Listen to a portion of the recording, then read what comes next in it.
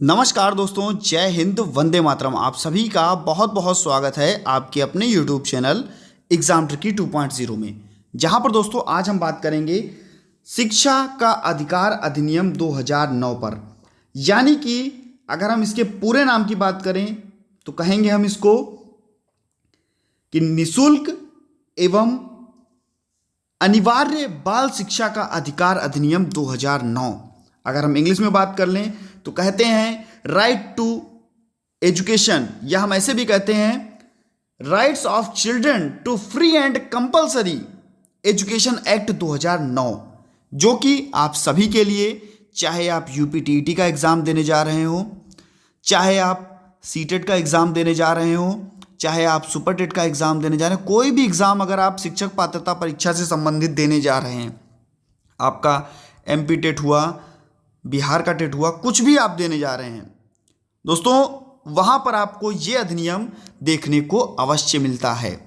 यानी कि ये आपका शिक्षा का अधिकार अधिनियम 2009 आपको देखने को जरूर मिलता है। एक से दो प्रश्न आपको बहुत ही अच्छे, बहुत ही सरल यहाँ पर आपको देखने को मिलते हैं। इस वीडियो में हम 20 क्वेश्चंस को देखेंगे और उनसे रिलेटेड जितने भी क्वेश्चंस बनते हैं उन पर भी हम बात कर लेंगे। पहला क्वेश्चन आपके सामने, आरटीई एक्ट 2009 कब से लागू हुआ? आरटीई एक्ट 2009 कब से लागू हुआ?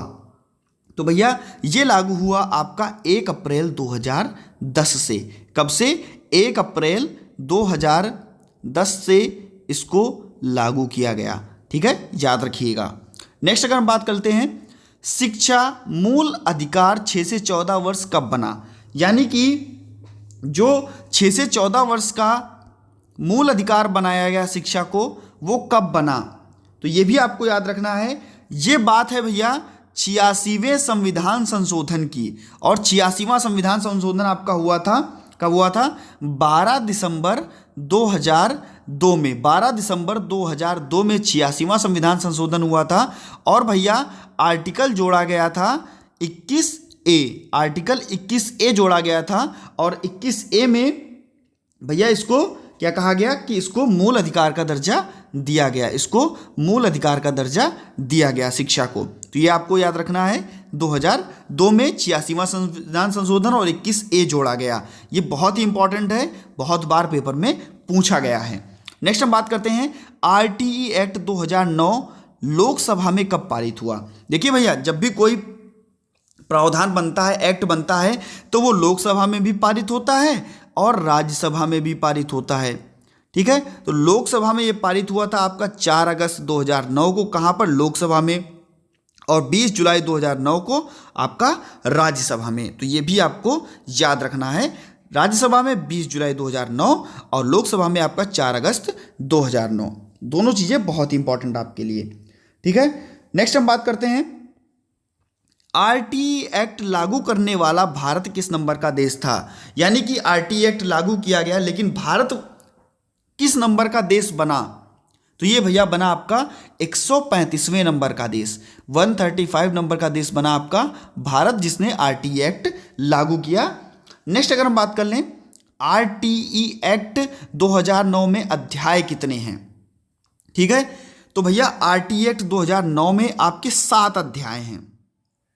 7 अध्याय हैं, आपकी 38 धाराएं हैं।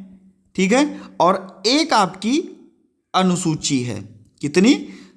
एक अनुसूची है।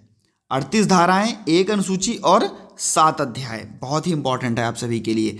नेक्स्ट, आरटीई एक्ट 2009 के अनुसार सप्ताह में न्यूनतम कार्य के कितने घंटे होते हैं? आरटीई एक्ट 2009 के अनुसार एक सप्ताह में न्यूनतम कार्य घंटे कितने होते हैं?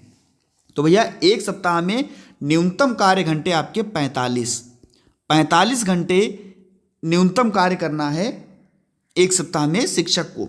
ठीक है, नेक्स्ट आपका शिक्षक की योग्यता धारा।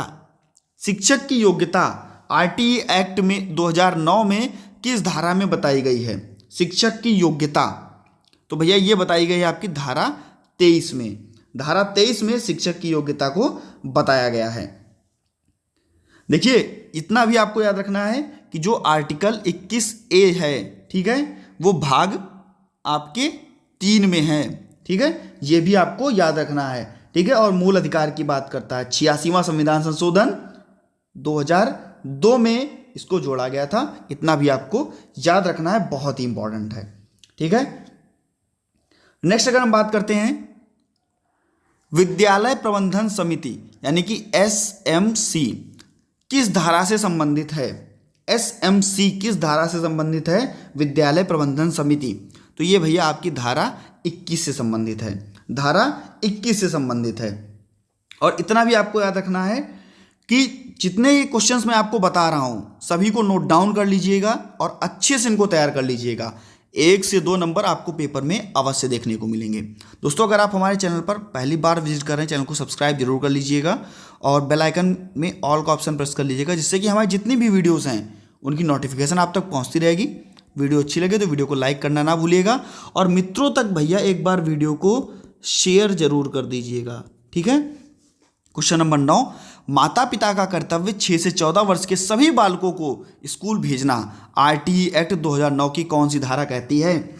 RTE एक्ट 2009 की धारा क्या कहती है कि भैया 6 से 14 वर्ष के सभी बच्चे उनको निःशुल्क एवं अनिवार्य शिक्षा तो दी जाएगी, लेकिन माता पिता का कर्तव्य भी होगा कि उनको विद्यालय भेजा जाए। तो ये जो कर्तव्य है माता पिता का, ये किस धारा में है? ये है आपकी धारा 10 में। इंपॉर्टेंट है, धारा 10 में है। नेक्स्ट भैया, प्राथमिक स्तर पर न्यूनतम कार्य दिवस प्रतिवर्ष होगा। प्राथमिक स्तर पर यानी कि बात कर रहा है 1 से 5 क्लास की, कक्षा की 1 से 5 कक्षा की बात कर रहा है और न्यूनतम कार्य दिवस की बात कर रहा है। कम से कम कितने दिन प्राथमिक स्तर पर पढ़ाई होनी चाहिए? तो भैया ये आपकी 200 दिन पढ़ाई होनी चाहिए कम से कम प्राथमिक स्तर पर। नेक्स्ट हम बात करते हैं उच्च प्राथमिक स्तर यानी कि बात कर रहा है 6 to 8 की। तो भैया 6 to 8 के शिक्षण दिवस प्रतिवर्ष, तो भैया 6 to 8 में आपके 220 दिन कम से कम पढ़ाई होनी चाहिए। ठीक है, ये आपको याद रखना है और बहुत बार पेपर में पूछा गया है। शारीरिक और मानसिक दंड पर रोक। शारीरिक और मानसिक, बच्चे को मारा नहीं जाएगा, चाहे वो शारीरिक चाहे वो मानसिक। तो RTE एक्ट की कौन सी धारा में है? शारीरिक और मानसिक दंड पर रोक। तो भैया ये है आपकी RTE एक्ट की धारा 17 में। कहां पर? धारा 17 में है। ठीक है, नेक्स्ट आपका प्राथमिक स्तर पर 60 बच्चों पर कितने शिक्षक होने चाहिए? देखिए प्राथमिक स्तर पर 30:1 का अनुपात रहता है, यानी कि 60 बच्चे हैं तो कितने शिक्षक हो जाएंगे? 2 शिक्षक हो जाएंगे। अगर 60 से 90 हैं, 60 से 90 बच्चे हैं तो आपके 3 शिक्षक, 91 से 120 हैं तब आपके 4 शिक्षक। लेकिन अगर बच्चे 200 हो जाते हैं, या अगर हम ऐसे कह लें कि अगर बच्चे, यहां पर अगर हम बच्चों की बात कर लें कि अगर बच्चे 200 हो जाते हैं या 200 से अधिक, तो यहां पर भी वो आपको बताऊंगा। लेकिन अगर यहां पर मैं अगर बात कर लूं, अगर बच्चे 151 से 200 हो जाते हैं तो भैया यहां पर एक हेडमास्टर भी दिया जाएगा और 5 शिक्षक भी दिए जाएंगे। इतना भी आपको याद रखना है। 151 से 200 अगर होता है तो यहां पर एक हेडमास्टर और 5 शिक्षक दिए जाएंगे। और अगर 200 से अधिक हो जाता है तो इसका अनुपात जो है वो 40:1 कर दिया जाता है। यहां पर आपसे मैंने क्वेश्चन भी पूछ लिया है। 200 से अधिक बच्चे प्राथमिक स्तर पर यानी कि 1 से 5 पर छात्र शिक्षक अनुपात होगा तो ये भैया 40:1 हो जाएगा। ठीक है, अगर बच्चे 200 से अधिक होते हैं, नहीं तो आपका 30:1 चलता है और 30:1 ही रहता है। नेक्स्ट अगर हम बात करते हैं उच्च प्राथमिक स्तर पर छात्र शिक्षक अनुपात क्या होगा? उच्च प्राथमिक स्तर पर छात्र शिक्षक अनुपात क्या होगा, ये आपके लिए बहुत ही इंपॉर्टेंट है। उच्च प्राथमिक आपको पता है कि बात हो रही है 6 to 8 की, तो 6 to 8 में भैया 35:1, 35:1, ये ऑप्शन यहाँ पर आपका बिल्कुल सही हो जाएगा। नेक्स्ट हम बात कर लें बच्चों के अधिकार की सुरक्षा। बच्चों के अधिकार की सुरक्षा किस धारा में है? तो भैया ये है आपके धारा 31 में बच्चों के अधिकारों की सुरक्षा। अगर बात कर ले, कहे कि प्राथमिक स्तर पर 1 वर्ष में न्यूनतम कितने घंटे पढ़ाया जाएगा, 1 वर्ष में कितने घंटे पढ़ाई होगी? तो भैया अगर 200 दिन पढ़ाई होती है और प्रत्येक दिन कितने 4 घंटे पढ़ाए जाएंगे, तो आपके 800 घंटे हो जाएंगे प्राथमिक स्तर पर। ठीक है।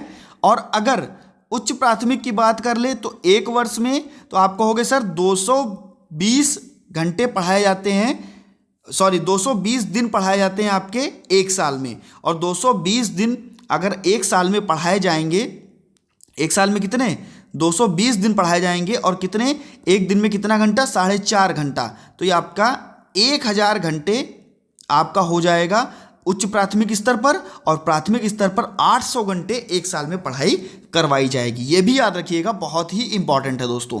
नेक्स्ट, आरटीई एक्ट 2009 पर राष्ट्रपति ने कब हस्ताक्षर किए? भैया लोकसभा राज्यसभा तो पारित कर देता है, लेकिन राष्ट्रपति भी तो हस्ताक्षर करेगा। तो भैया राष्ट्रपति ने कब हस्ताक्षर किए? पता हुआ अगर तो कमेंट सेक्शन में आप लोग तुरंत बताया कीजिए कि भैया आखिरकार राष्ट्रपति ने कब हस्ताक्षर किए। तो ये किए थे आपके 26 अगस्त को। कब? 26 अगस्त को। कब? 26 अगस्त 2009 को। ए ऑप्शन जो है बिल्कुल आपका सही हो जाएगा। और इसमें क्या था कि प्राथमिक यानी कि 1 से 5 का जो विद्यालय होगा वो बच्चे के घर से 1 किलोमीटर की दूरी पर, और 6 to 8 का जो विद्यालय होगा वो बच्चे के घर से 3 किलोमीटर की दूरी पर। ठीक है। इसके लिए जो प्रावधान था वो लागू किया गया आरटीई एक्ट में। और मैंने आपको बताया कि 45 घंटे न्यूनतम पढ़ाना है बच्चे को। ठीक है। सप्ताह में 45 घंटे पढ़ाई कराई जाएगी। नेक्स्ट आपका किस अनुच्छेद के अंतर्गत 6 से 14 वर्ष के बच्चों को निःशुल्क एवं अनिवार्य शिक्षा का प्रावधान दिया गया? तो भैया 21A मैंने आपको बताया जो आपके मूल अधिकारों के अंतर्गत आता है, 25 जो आपके नीति 45 जो आपके नीति तत्वों के अंतर्गत आता है, और 51 जो है वो आपके मौलिक अधिकारों के अंतर्गत आता है। तो ये इतनी चीज़ें जो हैं आपकी, यानी कि यहाँ पर ये सभी जो हैं वो 6 से 14 वर्ष के बच्चों के लिए निःशुल्क एवं अनिवार्य शिक्षा का प्रावधान रखते हैं, ये सभी एक्ट। तो यहाँ पर आपका डी ऑप्शन बिल्कुल सही हो जाएगा। अभी आपको बताया गया था कि आरटीई एक्ट 2009 में कितनी अनुसूची है, इस वीडियो में ही मैंने आपको बताया है। कमेंट में दोस्तों छाप दीजिए कि कितनी अनुसूची मैंने आपको बताई। और प्राथमिक स्तर पर न्यूनतम शैक्षिक घंटे प्रतिवर्ष कितने होने चाहिए ये भी इस वीडियो में बताया गया है। तो इन दोनों क्वेश्चंस को आप कमेंट सेक्शन में तुरंत बताइए कि इनका आंसर क्या है। मिलता हूं दोस्तों नेक्स्ट वीडियो में नई जानकारी के साथ। बने रहिएगा आपके अपने चैनल एग्जाम ट्रिकी 2.0 पर। धन्यवाद।